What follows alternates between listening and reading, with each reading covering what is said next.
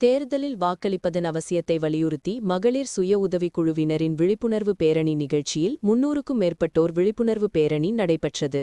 மயிலாடுதுறை மாவட்ட ஆட்சியர் அலுவலக வளாகத்தில் சட்டமன்ற தேர்தல் 2026ஐ முன்னிட்டு வாக்களிப்பதன் அவசியத்தை வலியுறுத்தி வாக்காளர் விழிப்புணர்வு பேரணி நடைபெற்றது.